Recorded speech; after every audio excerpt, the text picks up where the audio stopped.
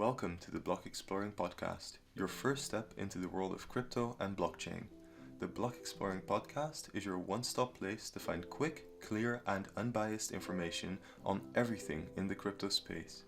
Our goal is to help you grow familiar with the crypto space by growing along with us as we go on our crypto journeys. Follow @Block Exploring on Twitter for our newest uploads and our publishing schedule. We, here at Block Exploring, are crypto enthusiasts working hard towards becoming experts. Today's podcast is presented by co-hosts Tommy and Elias. Find us on Twitter under @SabaiSquared and @OtokoCrypto. Right now you can find us on Spotify and YouTube. Before we start the episode, we would like to inform you that we are not financial advisors. Therefore, nothing said in this podcast should be considered financial advice. Always contact your financial advisor before making any investment. With that said, sit back and enjoy today's podcast. What's up, guys? Welcome to episode 15 of News Bytes on the Block Exploring podcast. Now, this week in crypto, Tommy, we're going to be talking about the slight downward trend that we've been experiencing. And additionally, we're going to be talking about how Binance stopped its BNB token sales, how Japan and China are gonna have been taking action, and how China's actions might be productive or not. We're gonna have a little discussion on that. And then lastly, we're gonna be talking about influencer scams, especially, the Logan Paul, FaZe Clan, pump and dump schemes that we've been seeing going around the news recently. So let's kick it off. For me personally, what I've observed is that the state of the market is in a very, very slightly bearish trend. But I think that discussion on, the repetition that we've been seeing on like news reports, just the same news over and over again, that isn't the most fun to listen to. And it's also not the most productive for someone who's interested in crypto, I think, because I've heard, I don't know how often, things about like BNB or Bitcoin halving and these kinds of, doom stories. I say, let's just talk about something more interesting, more long-term oriented. Yeah, and I feel like if you're just looking at price, it's just not it's not interesting at the moment. It's slightly going downwards, so it's, for some, I guess, sad, but crypto blockchain space is so much more than just the price. So if you just zoom out of the space in general, not just the charts, you'll see a lot of exciting things happening. Just, if you on Twitter, if you're just on Twitter at least, or any other social media and connected with many other people who care about crypto and blockchain, you'll find something that's exciting for you. I'm very interested in NFTs. NFT space is popping. There's so much stuff is happening, and if you're following what people are building and stuff, then that's exciting, because through bear markets people build, and then during a bull market what people build explodes and becomes more well known, and it's so much more beneficial to be there at the start when no one cared, and that's really when you gain the most, quite frankly. No, absolutely. And I think that's why it's maybe interesting that this week's topics that we're going to address, we start off with the BNB discussion, where they stop selling their tokens. Sure, that's a bearish news trend that we kind of see, but it says something about the attitude of a company like Binance or a major exchange, especially regarding regulation.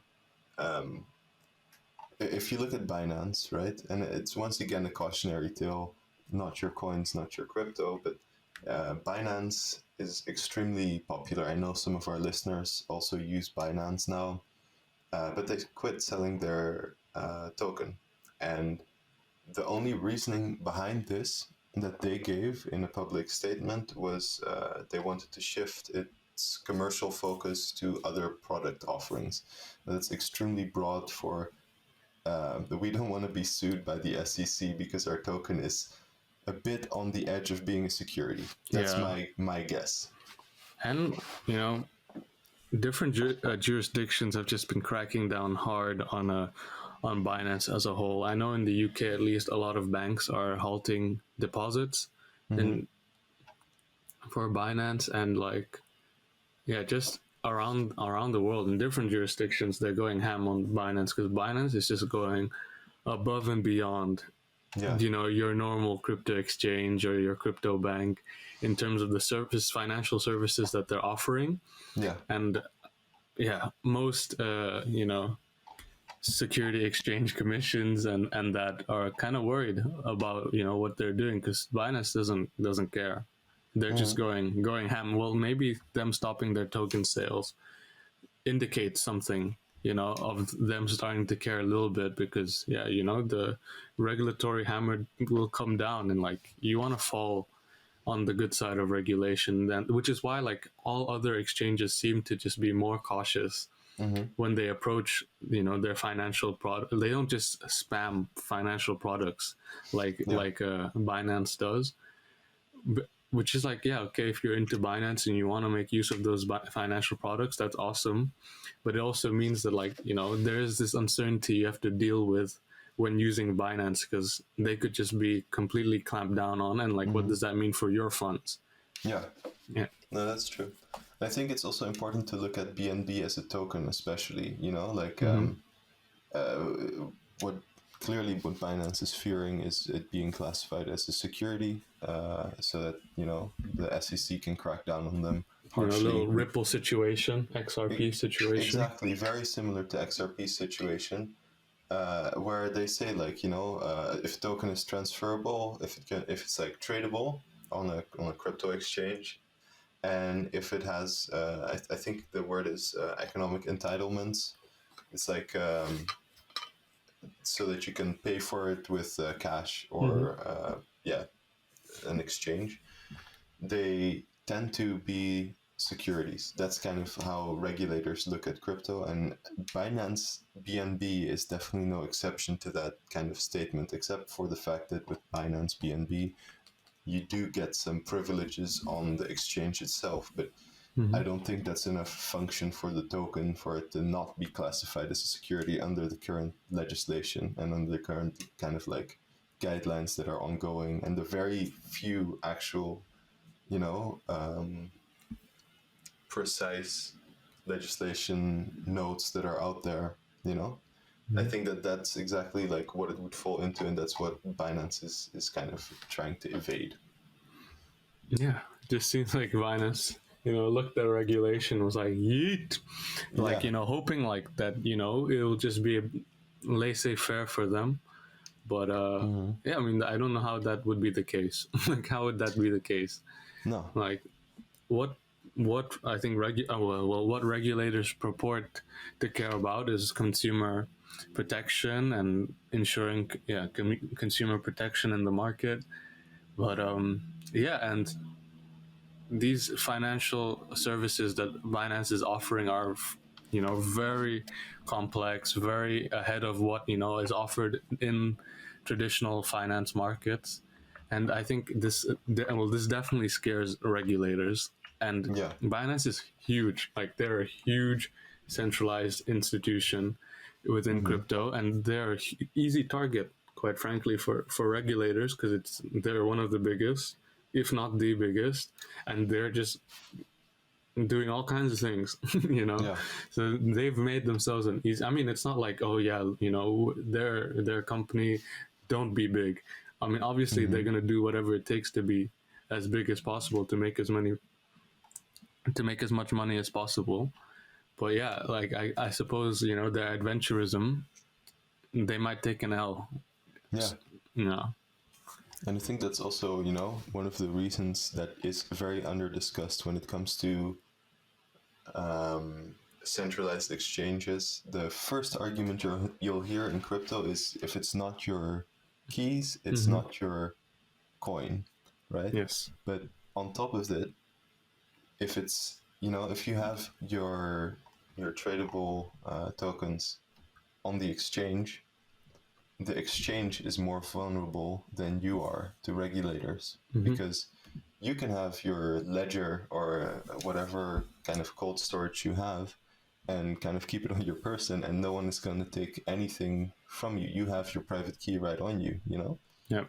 Whereas if it's in Binance, if all of a sudden regulators say they have to immediately cease functioning, well, then it's not the nicest day for you when it comes to the accessibility of your kind of, well, all your crypto if it's on the exchange. Say, like, if you thought a big dip gives you anxiety and, like, you have trouble sleeping at night because of a dip, imagine not having access to your funds. Yeah. Now that's actually stress. I feel that's definitely more stressful than a dip, especially if you're a hardened, crypto vet who can stomach a big dip. But if you don't have access to your funds, there's no dip to care about. Permanent loss. Yeah. So look into cold wallet storage and, like, ownership of your actual coins, your private key, because there's so many options now with cold storage options that allow you to trade tokens directly from your cold storage, which is pretty ideal, quite frankly. I mean, it might be harder. I mean, you might need to go deposit into a centralized exchange to then, take out in cash, in fiat currency. But if you want to trade at, like, crypto assets, that's very possible to just do from cold storage. I mean, this DeFi, like, get on it, get on it, people. Exactly. It's the first step that you need fiat for. The rest of it, not really. Exactly. Yeah. But definitely. But I think this is also kind of the reason what we've been saying. Proper regulation and lawmaking is very good for the crypto space, and that's what countries like Japan and China. I mean, we don't know about how proper it is, but we know that it's at least getting more concrete in those countries, and especially in Asia, from what I've seen, the regulation is getting much more concrete and practicable and enforceable. And I think that is very good for the people who, want some more certainty about at least their tokens that are on things like exchanges, which are still heavily scrutinized. So, I think, as I was saying, Japan, they're going to scrutinize crypto on, like, a global scale. It's very interesting because they're taking more of an international cooperative approach. But then what's interesting about this is that if you look at how currencies are usually regulated, the first thing that happens is kind of an overextension. It's like, all crypto bad.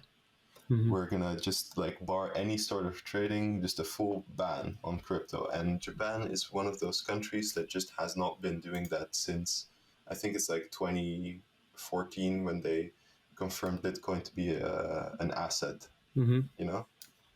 So I think when you look at crypto legislation, don't look at America. Because they're clearly not doing the best job. But look at a country like Japan, because it's very, very interesting. And most interesting is that they target things that are connected to fiat. I think that it's very clear that they want to make a clear distinction from what classifies as a fiat currency and what classifies as a cryptocurrency. Okay. Yeah. I think these are very good distinctions to make, and this is the type of clarity that's definitely necessary because it's not there. And I think that's actually such a good point that you make, that, like, maybe people need to look more to the East and different countries like Japan, maybe China, or Singapore does a great job apparently in regulating crypto. And they're miles ahead of what cryptocurrency regulation looks like in the US, and there might be an argument to be made that their lawmakers are much more educated on the cryptocurrency blockchain space as a whole. Maybe. It's I feel like if you don't speak the language, you can't read their text, there's not, or the news that comes out of there, and there's not a lot of coverage in general on the regulation in those countries. There's not, I think, like, crypto content, I just might be speaking for myself, because obviously as an English speaker, you're just surrounded by English speaking, content and all that. So there might be so much that we're missing. But, that there might there might be so much there that we're missing out on that would be so valuable, to read. But yeah, in terms of regulation, I just think, it's nice. It's good to have clarity. Like this is really good. The type of distinctions that Japan is trying to make regarding asset classes.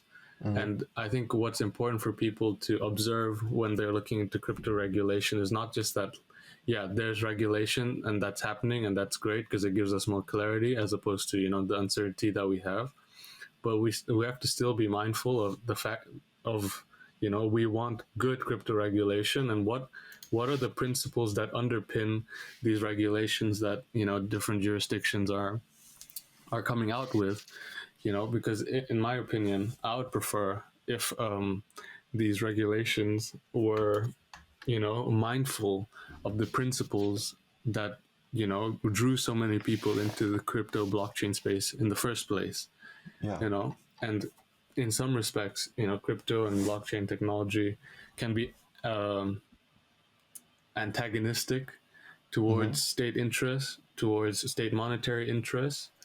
But ultimately, I mean, it depends who you ask and, like, from which person's viewpoint, but I would, in my viewpoint, the state should in actuality be a representation of its people's views, and if people's views, which is not the case for the most part, yeah, unfortunately, but if the people's view is to have, regulation that is in line with principles that they, members who are actively engaged in this community agree upon and would like to see in their because I don't think people are out here to be nefarious with, they don't want to do nefarious. They just want regulation that makes sense for this community space, and industry that they want to participate and operate in. They, they just want to benefit from what the technology can provide for them, and they don't necessarily want to do anything nefarious. I think it's the job of the government to see how they can protect consumers from nefarious actions and potential nefarious acts, but that's reconcilable with, creating legislation which is, in line with, principles that people in this space care about, and I think that's super important. Yeah, completely agree. I agree. I think, yeah. I think the one mistake a lot of these governments take when regulating crypto is that they do really overextend. It's like rather first put crypto as a concept on ice and then start letting it like trickle down and like create some very interesting regulation for it, or they say it's fully legal and we're not going to regulate anything. But I think there is an easy kind of consensus to be made, or like a conclusion to be drawn from this, and it's just a long-term strategy. Because I think a lot of people, they look at crypto influencers and YouTubers and stuff, and everyone's very outraged when China bans crypto for the 8 billionth time. But I think China, as a regulator, understands that Bitcoin isn't stoppable. It's decentralized. You can't centrally scrutinize a decentralized currency. But I think they realize that they have to compete with it. As a country, they have to create a currency where they can compete with something like Bitcoin, or at least compete for a spot in the crypto space. Like once again, the very fundaments of the currencies is being questioned, and I think historically you'd see something like relatively is like a massive inflation or something, but in this case they just want to, I feel something like China, how they're heavily going into like the digital yuan, they're trying to just keep up and create their own separate token, or to keep up with the current ongoings in the crypto space. Because I think an important takeaway of this is that the SEC, the Chinese SEC, the Japanese SEC, they're not dumber than, you know, your go-to crypto influencer, and they're also most likely not dumber than you are, because they see this incoming change. They just want to put themselves in a good starting position when it comes to it, and that will include lots of bearish news coming from governmental sources, I think. That's what depends. It depends on your perspective, I think, because yeah, I think there's the one thing, right? I want to talk about you know, whether China, you know, wants to just compete, or whether they want to just solely they solely want to just you know, have the yuan be what it is, the digital yuan be the pure cryptocurrency that's like used in China. And maybe it is the case that they want to compete, but I think, you know, China, if any state, maybe has more facilities or more of an ability to shut down the on ramps for users to actually engage with Bitcoin and other cryptocurrencies. I think they, as a state, by far has the most power in being able to do that. I mean, they've shown in the past how they you know, they have their own parallel internet, and the internet is, you know, the on ramp for people to engage with cryptocurrency as a whole. So like, I think they can make it very difficult, and you know, they can make it so that, you know, the yuan is what is used, you know, what is used by citizens in their country, because yeah, it's very obvious in their state interest, you know, to do so. And that's where it brings me back to my point of, you know, what kind of regulation do we want to see, and what would we even consider as is good regulation. And that's also what I think is chalked up to perspective, because from a state perspective, yeah, the move that China is making makes a lot of sense as the state, as you know, as what their government might think is best interest for their country, right? Because I mean, with the U.S. slowly losing its place as the reserve currency of the world, or at least that spot of being the reserve currency of the world, is what Bitcoin is competing for, you know, according to some, and is definitely what the yuan would love to be, what China would love the yuan to be.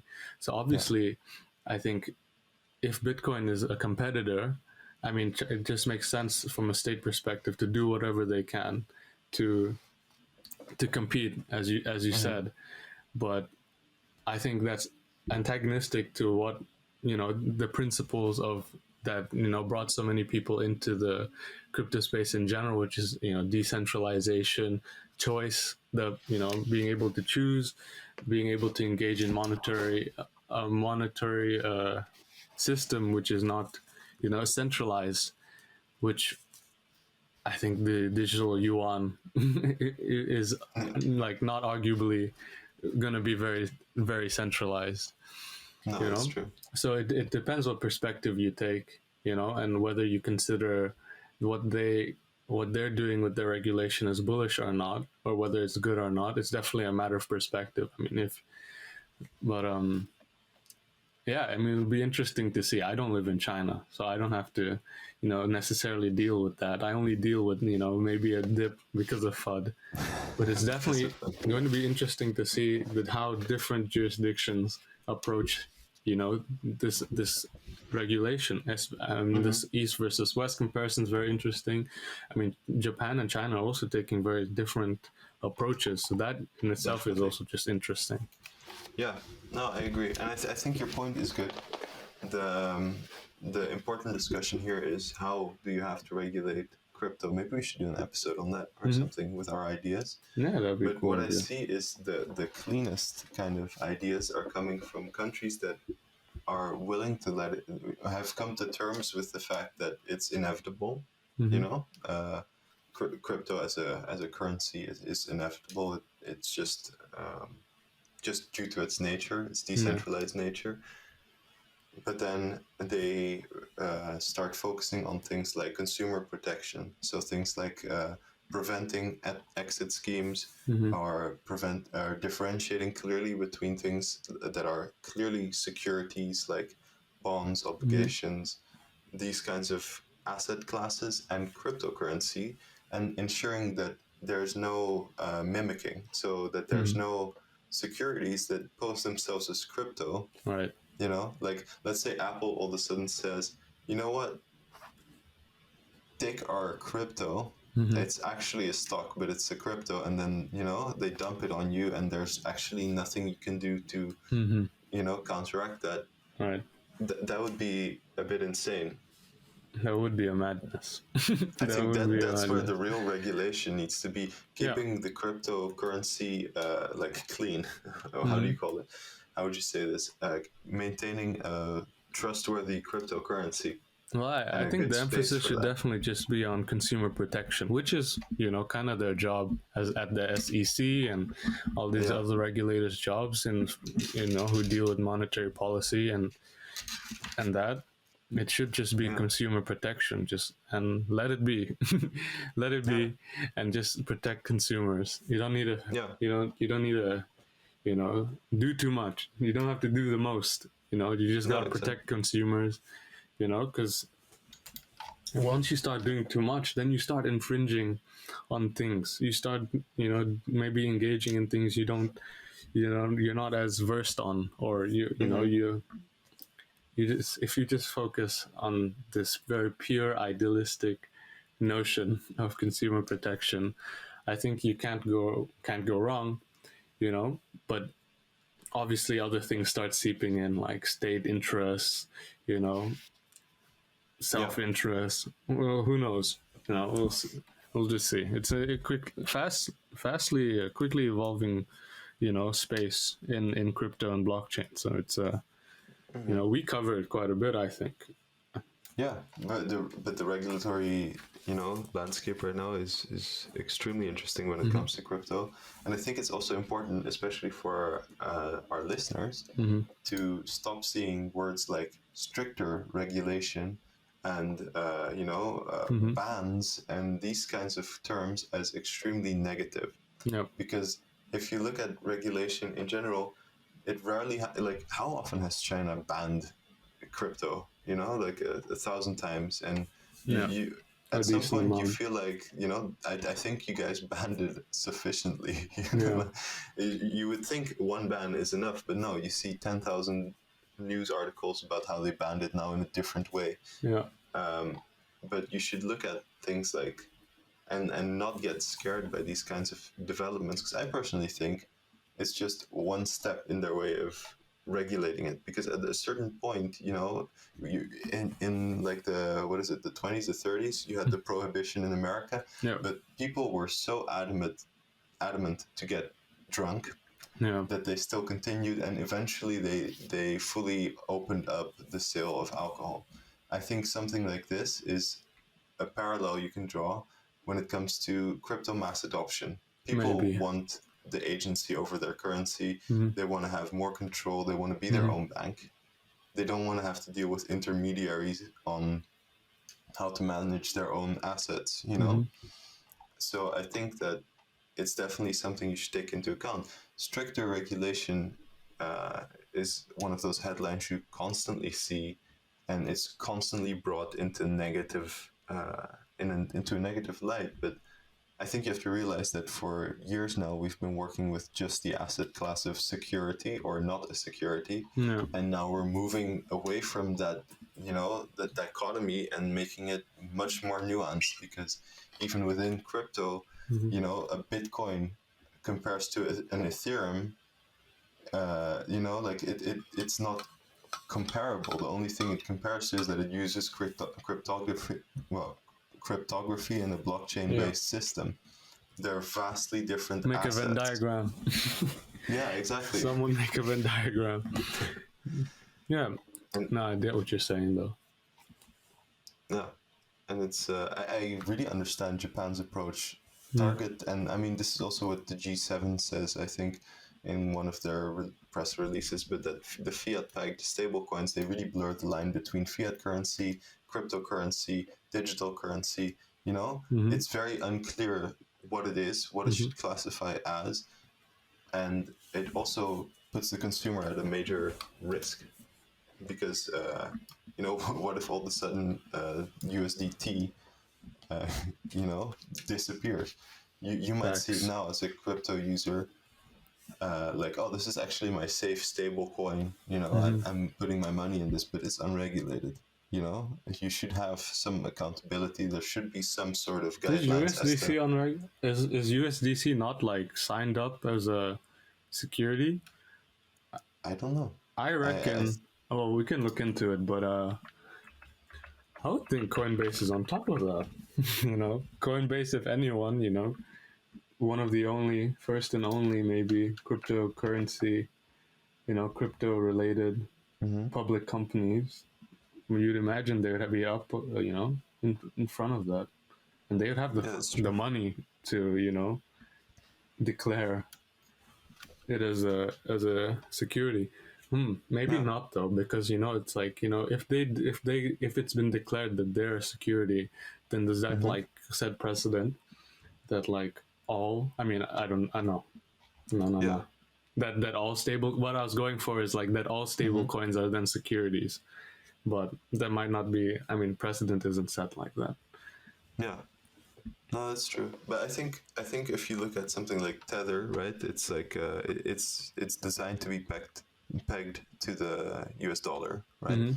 But then the value kind of moves in a slightly lagging way compared to the dollar, and this is where you have like risks for consumers. Tether is sus. I'm just saying. Yeah, low key. Exactly.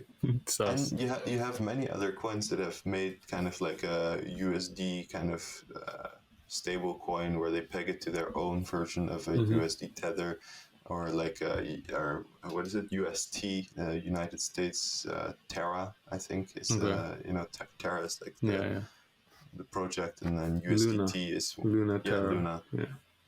Exactly, they use it like that. I think it's, even though it seems like very stable, very safe, you should always watch for, like, you should be more critical of that. For sure. Because there's a lot of regulation that's unclear, especially on these fiat-pegged kind of currencies, because you don't know. You get the feeling that it's a fiat currency, but just digital. But in effect, it's a cryptocurrency, and it's very unclear where these stand and where it stands when it comes to things like consumer protection. Like, if you lose your... in the Netherlands, we have a regulation which is called the guarantee system of Dutch banks. Okay. If a bank goes under, you get about 250,000 euros max refunded to you. Anything above that amount, you have just lost. GG. Let's say you lose your Ledger Nano S and you have... a euro-based stable coin, would you fall under the same regulation? Since you are your own bank, and technically you just failed as your own bank. A very unclear legal spectrum. Makes sense. And this is, it's stuff you have to be critical of, because we don't know where this stands. We don't know where most stable coins stand as a legal as a classed asset. True. So shall we discuss the exit scams that we've been seeing real quick before we wrap this episode up? Yeah. This is a long one, boys. but these influencer exit scams are a mad thing. There have been two big stories at the moment that have been just hitting the news, and there have been lots of videos on it. I'm sure you've probably seen them even. But so the first one has to do with members of the FaZe clan, basically promoting this BEP20 token called Save the Children. It's a charity token that does charity token things. It's supposed to be a non-profit type situation. But so the FaZe clan has a huge following. Each of their members have huge followings, so them promoting them, this token it reaches a large audience, so to speak. But what a lot of CoffeeZilla, I think he is at the forefront of exposing these crypto scams. He's been making a lot of videos. He's a YouTuber who makes he's like an investigative journalist of some sorts, YouTube journalist who investigates like Ponzi scams, all kinds of scams, and crypto is rife with scams. So he has a lot of content there. But yeah, so basically he's exposed them as engaging in this pump and dump scheme, which is just kind of wild because they have such a young audience base in general, and it's kind of mad that like FaZe K, who's now been kicked out of FaZe, is Fraser K. He made like $100,000, which you'd hope he would have made more, on this career-ending situation, but yeah, $100,000 because CoffeeZilla even found his wallet and could see the transactions over 4 hours, how he was selling off this token from the top. Wow. And it's just wild that these influencers would exploit their position, to make these gains, at the exploit of their of their audience, which is what's crazy. Their audience gets like left with the bag. And now Fraser K has sent a cease and desist letter to CoffeeZilla as well, like just with some classic judicial bullying. Judicial bullying, that's not the right word, just bullying, using legal means. It's expensive, like not everyone wants to go to court, to fight stuff, but CoffeeZilla is gonna go to court, which is he doesn't give a shit. He's gonna go to court because he knows, he and a lot of people have been investigating this, and they obviously know a lot that's, if this goes to court, during discovery phase, these guys probably get wrecked. It's gonna get rejected even more. Exactly. Just completely wrecked. What might get exposed. And that's one influencer exit scam. The next involves Logan Paul, who's a big YouTuber as well. He recently just fought Floyd Mayweather as well, which is a thing that happened.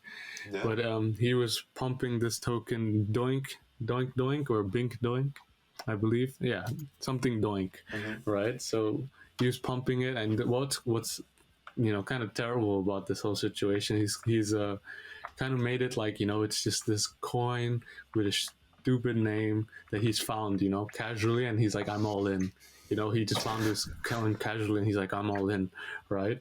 But it comes, the creator of the CEO of the project, if you're the CEO of Dink Doink, bruh, what are you doing? But he came out on a podcast and was like, yeah, me and Logan, we came up with the name together, and yeah, wow, basically, just wow. Yeah. And it's just like so disingenuous, the way that he was putting this out there to his also very young on average audience base, probably very easily influenced audience, but oh man, it's just mad, like like that all these young audiences are so easily able to be exploited by these influencers, and this is such a bad look, and it's just terrible. Like there should be hopefully there's repercussions for this thing, but yeah, I think it's like ethically extremely questionable and condemnable, I think. If you look at these people, they have large followings, they have young audiences, and they're pump and dumping on them without like any repercussions so far. It's something, as we've been saying, we need a bit more regulation, especially in consumer protection at the state that crypto is in now, I think. Exactly. And I think that these past two stories, stuff can't fly, Yeah, and I think that these past two stories, they're prime examples as to why you would want a clear outline. Because people like Logan Paul and the guy from FaZe, they have like a legal team, they have financial advisors. Exactly. If they, someone tells them, don't do this, they won't do it, So it's definitely, a bit harder or like a bit more concrete regulation. it will save some kids from losing their allowance at least. Sucks, man. It sucks because there's probably a lot of kids left holding the bag of Dink Doink and Save the Children, which is like, this is a copyright issue. There's already a charity called Save the Children. Did they just like make a currency? Bro, it's weird, but it is weird. Yeah, it sucks. It sucks. Yeah. With that said, I think that's all for this week's episode of the Block Exploring Podcast News Bites, and we will see you next week for a new episode. Take care.